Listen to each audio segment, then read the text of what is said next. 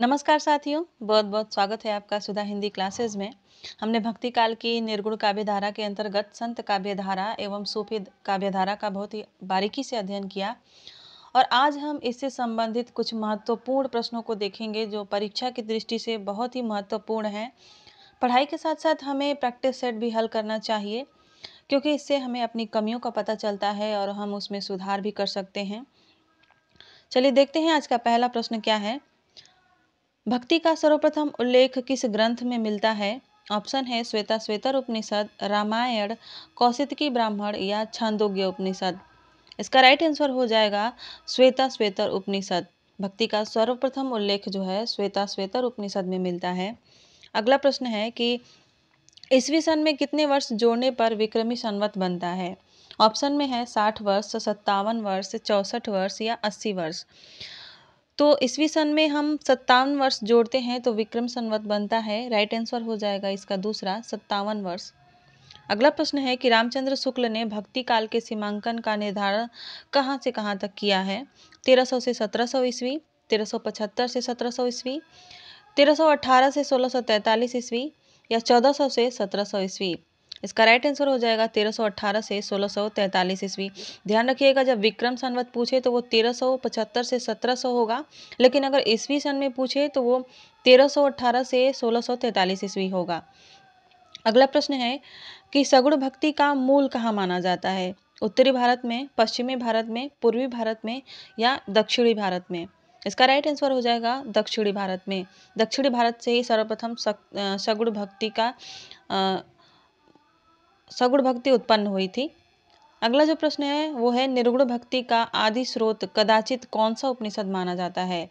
छांदोग्य उपनिषद, श्वेता उपनिषद, मांडुक्य उपनिषद या बृहदारण्यकोपनिषद। इसका सही उत्तर हो जाएगा श्वेता उपनिषद। निर्गुण भक्ति का आदि स्रोत जो है वो श्वेता उपनिषद है। अगला प्रश्न है कि बीजक के संकलनकर्ता व संपादक कौन थे? ऑप्शन है धर्मदास, गुरु नानक, रैदास या मीरा। तो बीजक के जो संकलनकर्ता थे वो धर्मदास थे। राइट आंसर हो जाएगा ए धर्मदास। इन्होंने 1464 ईस्वी में बीजक का संकलन किया था। अगला प्रश्न है कि बरवे नाई का भेद ग्रंथ के रचयिता कौन है?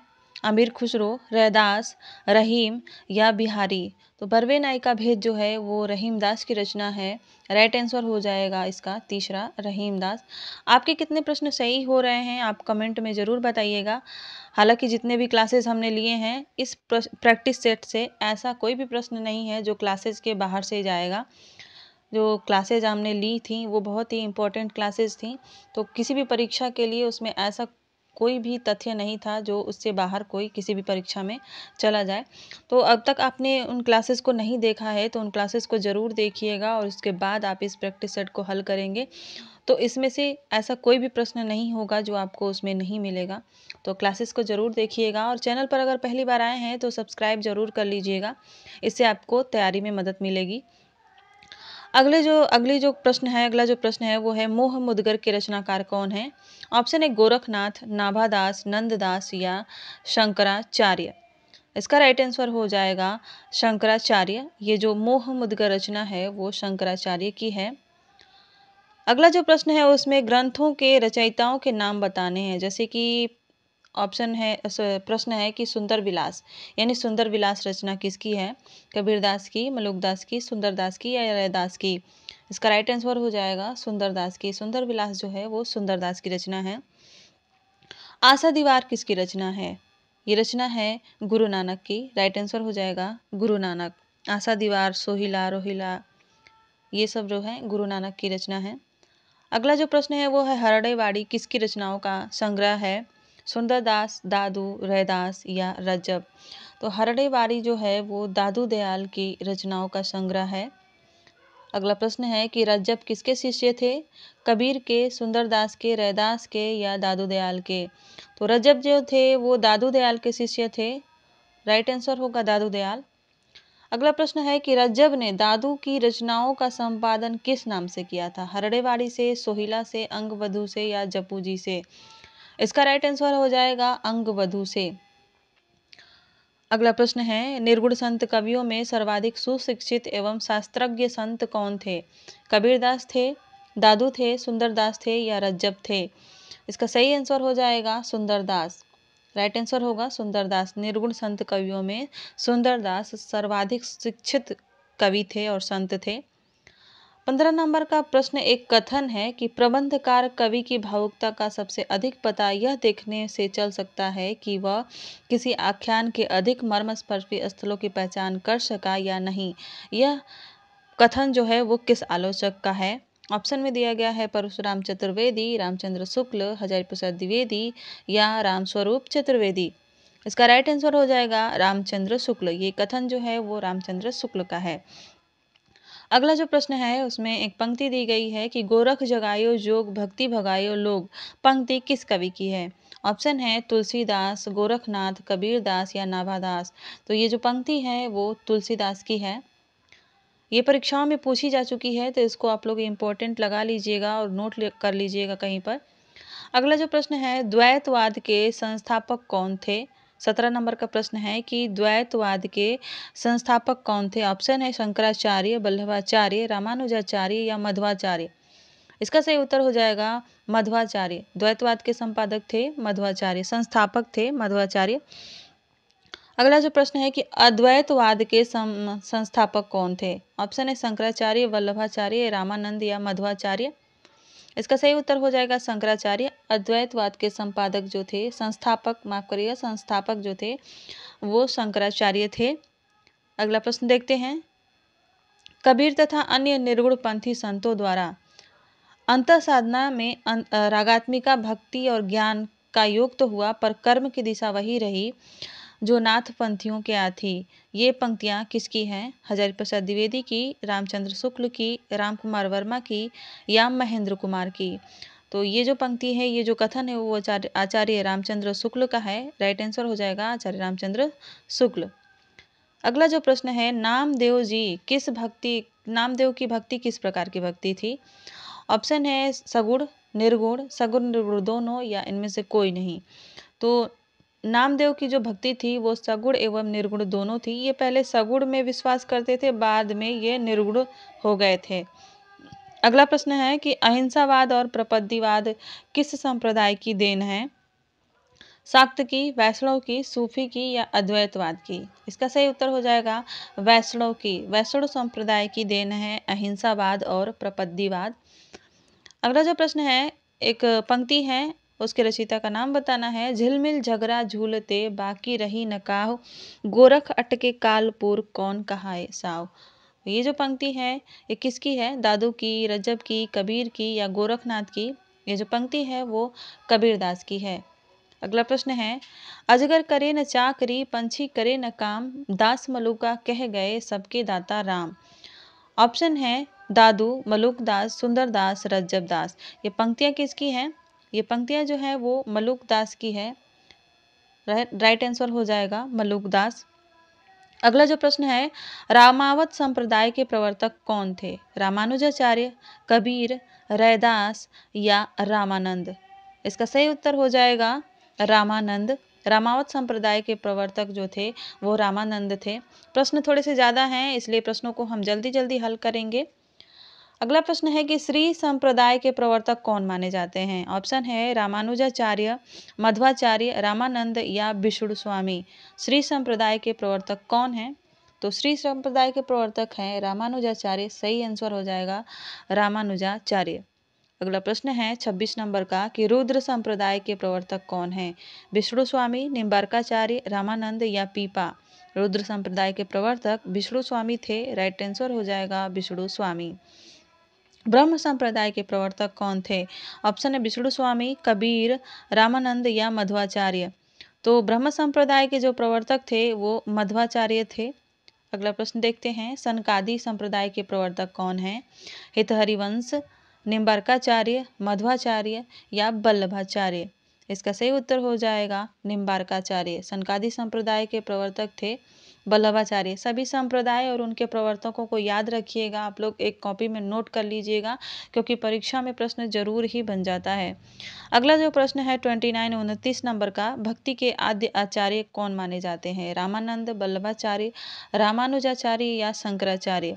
इसका सही उत्तर हो जाएगा रामानुजाचार्य। भक्ति के आद्य आचार्य रामानुजाचार्य माने जाते हैं। अगला जो प्रश्न है 30 नंबर का, वो है रामानंद के शिष्यों की संख्या कितनी मानी जाती है? 9, 5, 12, 10। रामानंद के 12 शिष्य थे, तो इसका राइट आंसर हो जाएगा 12। अगला जो प्रश्न है 31 नंबर का, कि रामानुज के गुरु का क्या नाम था? शंकराचार्य, कांचीपुर, श्री भट्ट या विष्णु स्वामी? तो जो रामानुज थे, रामानुजाचार्य, इनके गुरु का नाम कांचीपुर था। राइट आंसर हो जाएगा कांचीपुर। 32 नंबर का प्रश्न है कि शुद्धाद्वैतवाद का प्रतिपादक दर्शन ग्रंथ कौन सा है? सूरसागर, बीजक, रामायण या उत्तर मीमांसा? इसका सही उत्तर हो जाएगा उत्तर मीमांसा। शुद्धाद्वैतवाद का प्रतिपादक दार्शनिक ग्रंथ जो है वो उत्तर मीमांसा है। 33 नंबर का प्रश्न है, योग साधना के आदि गुरु कौन है? शंकराचार्य, ब्रह्मा, शिव या मध्वाचार्य? इसका राइट आंसर हो जाएगा शिव। 34 नंबर का प्रश्न है कि आलवार संतों की संख्या कितनी है? ऑप्शन है 10, 12, 3, 16। तो जो आलवार संत हैं वो 12 हैं संख्या में, वहीं नयनारों की बात करें तो वो 63 हैं संख्या में, 63। अगला जो प्रश्न है 35 नंबर का, वो है विशिष्टाद्वैतवाद के प्रवर्तक कौन हैं? रामानुजाचार्य, रामानंद, शंकराचार्य या मध्वाचार्य? तो विशिष्टाद्वैत के वाद के प्रवर्तक जो हैं वो रामानुजाचार्य हैं। राइट आंसर हो जाएगा रामानुज। प्रश्न है 36 नंबर का, कि मध्ययुगीन राम काव्य परंपरा के अंतिम राम भक्त कवि कौन है? ऑप्शन है विश्वनाथ, नाभादास, अग्रदास या प्राणचंद चौहान? इसका सही उत्तर हो जाएगा विश्वनाथ। मध्ययुगीन राम काव्य परंपरा के अंतिम राम भक्त कवि विश्वनाथ हैं। अगला प्रश्न देखते हैं कि शुद्धाद्वैतवाद के प्रवर्तक कौन हैं? रामानुज, मध्वाचार्य, वल्लभाचार्य या कबीर?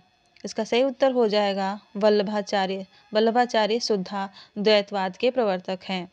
38 नंबर का प्रश्न है कि निम्न में से कौन जो है रामानंद का शिष्य नहीं था? ऑप्शन है रैदास, कबीर, दादू या पद्मावती?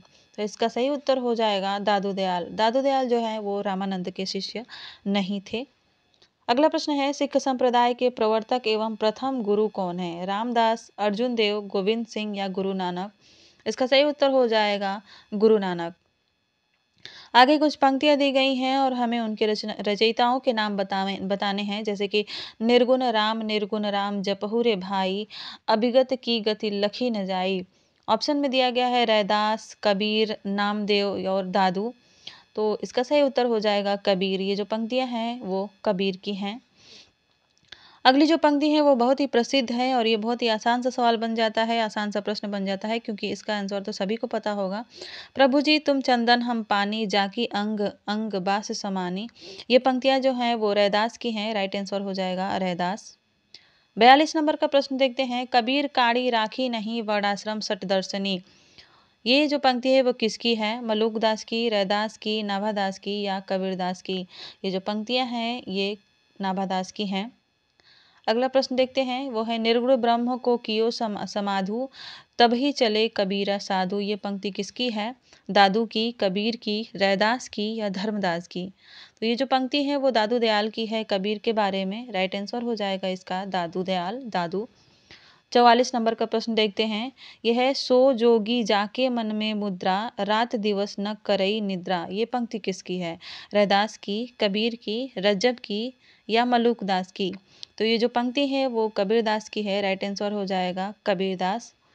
45 यानी 45 नंबर का प्रश्न है कि अपना मस्तक काट के वीर हुआ कबीर। ये पंक्ति किसकी है? कबीरदास की, सुंदरदास की, दादू की या पीपा की? तो ये जो पंक्तियां हैं ये दादू दयाल की हैं। राइट आंसर हो जाएगा दादू। 46 नंबर का प्रश्न है कि किस संत कवि के पद निर्गुण बानी के नाम से प्रसिद्ध हैं? ऑप्शन है सींगा, पीपा, मलुकदास या कबीर? तो निर्गुण बानी के नाम से कबीरदास की पंक्तियां प्रसिद्ध हैं। कबीरदास की बाणियों का संग्रह है निर्गुण बाणी। राइट आंसर हो जाएगा कबीर। रैदास के पद किस नाम से प्रसिद्ध हैं? 47 नंबर का प्रश्न है कि रैदास के पद किस नाम से प्रसिद्ध हैं? बानी, निर्गुण बानी, पदावली या पद? तो रैदास के पद रैदास बानी के नाम से प्रसिद्ध हैं, तो बानी इसका सही उत्तर हो जाएगा। अगला प्रश्न देखते हैं कि निम्नलिखित दर्शनों के प्रवर्तक और उनके नाम बताने हैं। मीमांसा दर्शन के प्रवर्तक कौन हैं? ऑप्शन में दिया गया है कि कणाद, जैमिनी, पतंजलि या गौतम। तो मीमांसा दर्शन के जो प्रवर्तक हैं वो जैमिनी हैं, इसको आप लोग याद रखिएगा। सांख्य दर्शन के प्रवर्तक कौन हैं? निम्बार्काचार्य, जैमिनी, कपिल या कणाद। तो सांख्य दर्शन के जो प्रवर्तक हैं वो कपिल मुनि हैं। राइट आंसर हो जाएगा कपिल। योग दर्शन के प्रवर्तक कौन है? निम्बार्काचार्य, कपिल मुनि, कणाद या पतंजलि। योग दर्शन पतंजलि का है, राइट आंसर हो जाएगा इसका पतंजलि। न्याय दर्शन किसका है? गौतम का, कपिल का, जैमिनी का या पतंजलि का। न्याय दर्शन जो है वो गौतम ऋषि का है, राइट आंसर हो जाएगा गौतम। अगला प्रश्न है कि चारवाक दर्शन किसका है? कपिल का, पार्श्वनाथ का, महर्षत्य का या जैमिनी का। तो इसका राइट आंसर हो जाएगा महर्षत्य का।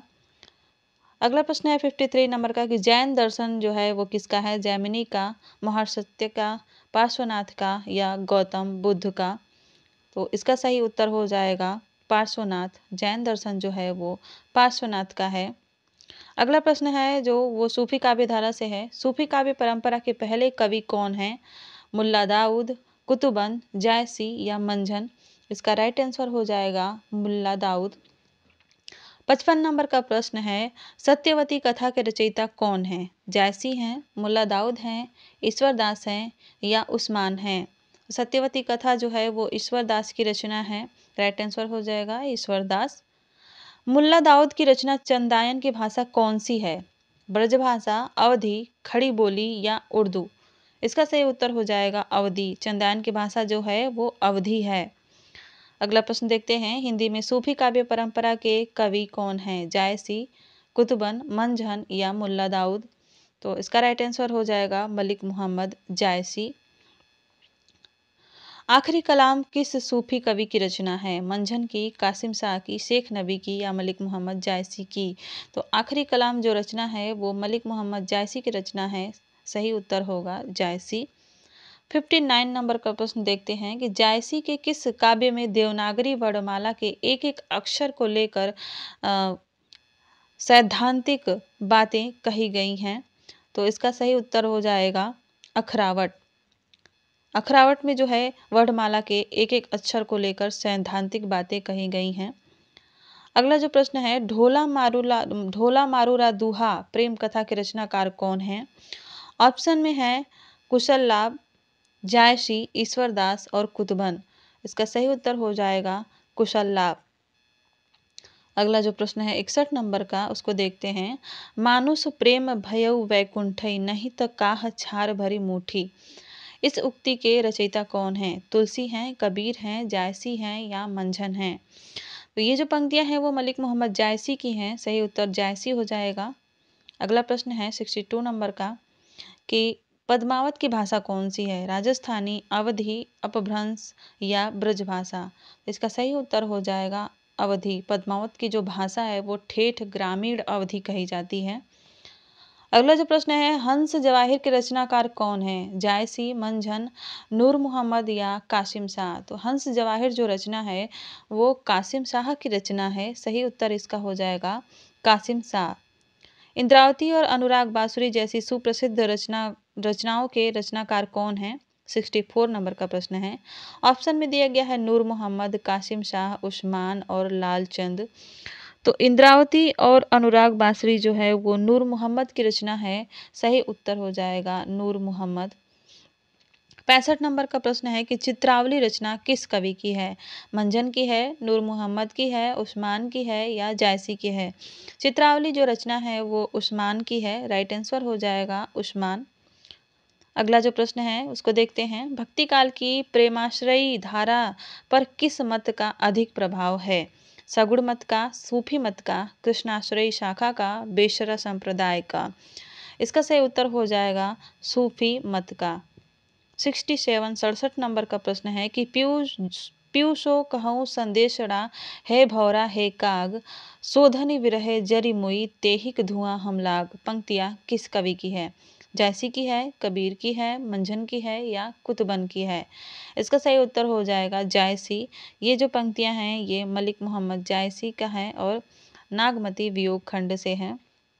अगला जो प्रश्न है उसको देखते हैं। चित्ररेखा किस कवि की रचना है? कुतुबन की, मंझन की, नूर मोहम्मद की और जायसी की? इसका सही उत्तर हो जाएगा मलिक मोहम्मद जायसी। चित्ररेखा जो है वो मलिक मोहम्मद जायसी की रचना है और प्रकाशित रचना है, यानी छप चुकी है। 69 नंबर का प्रश्न है कि आचार्य रामचंद्र शुक्ल ने किस सूफी कवि को सूफी काव्य परंपरा का प्रथम कवि माना है? ऑप्शन में है मुल्ला दाऊद, कुतुबन, जायसी और मंझन। इसका सही उत्तर हो जाएगा कुतुबन। आचार्य रामचंद्र शुक्ल ने सूफी काव्य परंपरा का प्रथम कवि जो है कुतुबन को माना है। अगला प्रश्न है 70 नंबर का। डॉक्टर राम कुमार ने किसे सूफी काव्य परंपरा का प्रथम कवि माना है? मुल्ला दाऊद, मंझन, मलिक मोहम्मद जायसी या नूर मोहम्मद? तो इसका राइट आंसर हो जाएगा मुल्ला दाऊद। डॉक्टर राम कुमार वर्मा ने मुल्ला दाऊद को सूफी काव्य परंपरा का प्रथम कवि माना है। अब अगला प्रश्न है, मृगावती किस सूफी कवि की काव्य रचना है? कासिम शाह की, जायसी की, कुतुबन की या शेख नबी की? इसका सही उत्तर हो जाएगा कुतुबन। मृगावती जो है वो कुतुबन की रचना है। 72 नंबर का प्रश्न है कि मधुमालती के रचयिता कवि कौन है? ऑप्शन है मंझन, लालचंद, कुतुबन या जायसी। तो मधुमालती के जो रचयिता है वो मंझन है। सही उत्तर हो जाएगा इसका मंझन। अगला प्रश्न देखते हैं, वो है पद्मिनी चरित्र के रचयिता कौन है? काशीराम, ईश्वरदास, कबीर या लालचंद? तो पद्मिनी चरित्र जो है वो लालचंद की रचना है। सही उत्तर हो जाएगा इसका लालचंद। अब देखते हैं कुछ पंक्तियां और उनकी रचना का आना है। पंक्ति है कि कब घर में बैठे रहे नाहिन हाट बाजार, मधुमालती मृगावती पोथी दो उचार। यह पंक्ति किसकी है? बनारसी दास जैन की, जायसी की, मंझन की या कुतुबन की? तो ये जो पंक्ति है वो बनारसी दास जैन की है। बनारसी दास जैन की एक आत्मकथा है जिसका नाम है अर्ध कथानक। अर्ध कथानक, इसी से ये पंक्तियां हैं। ध्यान रखिएगा, अर्ध कथानक अगर पूछे तो वो होगा बनारसी दास जैन, लेकिन सिर्फ अर्ध कथा अगर आए तो वो होगा डॉक्टर नगेंद्र का। अगला जो प्रश्न है वो है, विक्रम धसा प्रेम के बारा, सपनावती कहूँ गयऊ पतारा। अब इस प्रश्न ये पंक्तियां जो हैं वो किसकी हैं? ऑप्शन में दिया गया है उस्मान, नूर मोहम्मद, मंझन और कासिम शाह। इसका सही उत्तर हो जाएगा मंझन। ये पंक्तियां जो हैं वो मंझन की हैं, मंझन कवि की हैं। अगला प्रश्न देखते हैं, रुक्मणी पुनि वैसे ही मरी गई, कुलवंती सत सो सती भई। ये पंक्तियां किसकी हैं? कुतुबन की, उस्मान की, जायसी की या मंझन की? ये पंक्तियां जो हैं कुतुबन की हैं। राइट आंसर हो जाएगा इसका कुतुबन। 77 नंबर का प्रश्न देखते हैं, बलदीप देखा अंग्रेजा, वहां जाई जही कठिन करेजा। ये पंक्ति किसकी है? जायसी की, उस्मान की, कासिम शाह की या नूर मोहम्मद की? तो ये जो पंक्तियां हैं ये उस्मान की हैं। सही उत्तर उस्मान हो जाएगा। 78 नंबर का प्रश्न देखते हैं, जानत है वह सृजनहारा, जो किछु है मन मरम हमारा, हिंदू मग पर पाँव न राख्यों। यहाँ पर होना चाहिए। हिंदू मग पर पाँव न राख्यों, का जो बहुते हिंदी भाख्यों। तो ये जो पंक्तियां हैं ये किसकी हैं? उस्मान की, मंझन की, कुतुबन की या नूर मोहम्मद की? इसका सही उत्तर हो जाएगा नूर मोहम्मद। ये जो पंक्तियां हैं नूर मोहम्मद की हैं। 79 नंबर का प्रश्न देखते हैं, तन चितौर मन राजा कीना, ये सिंगल बुद्धि पद्मिनी चीना। किसकी पंक्तियां हैं? ये पंक्तियां हम लोग देख चुके हैं क्लासेस में। ऑप्शन में है नाभादास, जायसी, उस्मान और मुल्ला दाऊद। इसका सही उत्तर हो जाएगा मलिक मोहम्मद जायसी। ये जायसी की पंक्तियां हैं पद्मावत से, जिसमें जायसी ने प्रतीक योजना के बारे में बताया है कि तन चितौड़, यानी मैंने तन जो है वो चित्तौड़ का प्रतीक माना है, मन राजा को मन का प्रतीक माना है, हृदय का प्रतीक सिंघल द्वीप है और बुद्धि का प्रतीक रानी पद्मिनी है। अगला प्रश्न देखते हैं। 80 नंबर का प्रश्न है कि कबीर ने अपनी झाड़ फटकार के द्वारा हिंदुओं और मुसलमानों का कट्टरपन दूर करने का जो प्रयास किया वह अधिकतर चिढ़ाने वाला सिद्ध हुआ, हृदय को स्पर्श करने वाला नहीं। पंक्तियां किसकी है? आचार्य रामचंद्र शुक्ल की, हजारी प्रसाद द्विवेदी की, डॉक्टर नगेंद्र की या अज्ञेय की? ये जो पंक्तियां हैं ये आचार्य रामचंद्र शुक्ल की हैं। हिंदी साहित्य का इतिहास 1929 ईस्वी उससे हैं। 81 नंबर का प्रश्न देखते हैं। माधवानल काम कंदला काव्य रचना के रचयिता कौन है? ईश्वरदास हैं, मलिक मोहम्मद जायसी हैं, गणपति हैं या पोहकर कवि हैं? इसका सही उत्तर हो जाएगा गणपति। माधवानल काम कंदला जो है वो गणपति की रचना है। अगला प्रश्न है कि हिंदी साहित्य की पीठिका के रचनाकार कौन है? जब हिंदी साहित्य का इतिहास हम लोग पढ़ रहे थे तो उसमें हमने इसको देखा था। ऑप्शन में है राम कुमार वर्मा, अज्ञेय, डॉक्टर राजबली पांडे और धीरेन्द्र वर्मा। इसका सही उत्तर हो जाएगा डॉक्टर राजबली पांडे। हिंदी साहित्य की पीठिका डॉक्टर राजबली पांडे की रचना है। 83 नंबर का प्रश्न है। रस रतन के रचयिता कौन है? पोहकर कवि, नरपति नाल, रहीम या देवराज? तो रस रतन जो है वो पोहकर कवि की रचना है और बहुत ही महत्वपूर्ण है, परीक्षाओं में पूछी जाती है, तो इसको भी आप लोग ध्यान दीजिएगा। 84 नंबर का प्रश्न है कि नल दमयंती प्रेमाख्यानक काव्य के रचनाकार कौन है? रहीम, मुल्ला दाऊद, कासिम शाह या नरपति व्यास? नल दमयंती जो है वो नरपति व्यास की रचना है। राइट आंसर हो जाएगा नरपति व्यास।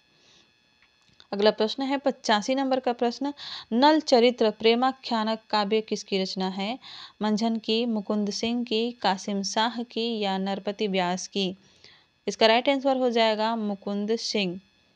अगला प्रश्न है छिताई वार्ता जो कि कल्पना और इतिहास की अद्वितीय ग्रंथ है। कल्पना और इतिहास का अद्वितीय ग्रंथ है। इसके रचनाकार कौन है? नरपति व्यास, कासिम शाह, नारायण दास या नूर मोहम्मद? तो छिताई वार्ता जो है वो नारायण दास की रचना है। राइट आंसर हो जाएगा इसका तीसरा, नारायण दास। 87 नंबर का प्रश्न है 87 नंबर का कि कहरनामा के रचयिता कौन है? मलिक मोहम्मद जायसी, कुतुबन, मंझन या मुल्ला दाऊद? कहरनामा जो है मलिक मोहम्मद जायसी की रचना है। सही उत्तर हो जाएगा इसका मलिक मोहम्मद जायसी। 88 नंबर का प्रश्न देखते हैं। पूछा गया है कि जायसी किस सूफी फकीर के शिष्य थे? इसको भी हम लोगों ने पिछली ही क्लास में देखा था। ऑप्शन में है शेख बुरहान, शेख मोहिदी, निजामुद्दीन चिश्ती या शेख नबी? इसका सही उत्तर हो जाएगा शेख मोहिदी। मलिक मोहम्मद जायसी जो है शेख मोहिदी के शिष्य थे। अगला प्रश्न देख लेते हैं। अगला प्रश्न है कि ईश्वर का विरह ही किस मत के भक्तों की प्रधान संपत्ति है? सूफी मत की, सिख मत की, निरोड़ मत की या सगुण मत की? तो ईश्वर का विरह जो है सूफी मत की प्रधान संपत्ति है। राइट आंसर हो जाएगा इसका एक, सूफी मत। 90 नंबर का प्रश्न है और इस प्रैक्टिस सीरीज का अंतिम प्रश्न है कि सुजान किस प्रेमाख्यानक काव्य का नायक है? और इसका आंसर मैं आप लोगों के लिए छोड़ रही हूँ। कमेंट बॉक्स में ज़रूर बताइएगा कि इस प्रश्न का उत्तर क्या होगा।